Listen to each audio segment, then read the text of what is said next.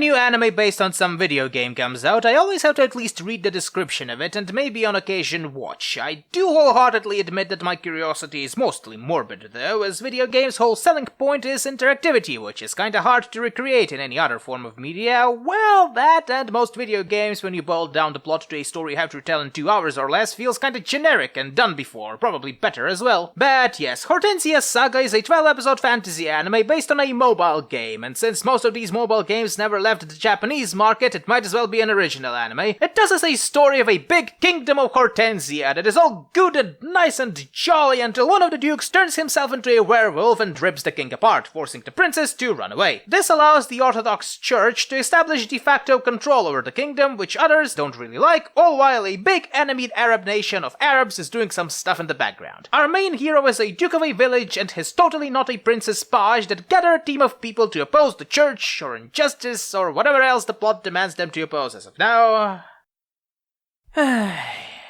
We're watching a story where rich and privileged people are going around exerting their privileges, and the best thing they attempt to do with this is basically say that the king was corrupt all along. Well, I'm shocked, I tell you, shocked. Nobility and the church aren't actually good people. What an original take. I wouldn't normally pick on it for the predictable plot, because when it comes down to modern fantasy, and especially Japanese fantasy anime, that's like picking on a dog for not knowing how to cook a foie gras. I'm only airing this out because the anime is so unimaginably dull. For starters, besides being a predictable European-ish medieval fantasy, it also features the cast of fantasy characters straight out of baby's first fantasy novel. Here's your loyal and honorable knight, here's the gruff eye-patch veteran, here's the squeaky-voiced maid that's actually an archer, here's the spearman that is also a womanizer because, dunno, spear equals penis. What else is there to it? Nothing much, really. The graphics are quite average, with noticeable 3D models of NPCs scurrying around, but honestly, even that level of 3D by this point is about the average for these sorts of works. The music is nice, I take it's from the game, and I would probably download some of the tracks for myself, but it's nothing that special. The only thing I definitely liked was Didier's voice actor. It's not what I would normally expect from a knight of his looks. Others' voice performance is about as what I would have expected from such an anime. Can I digress for a moment?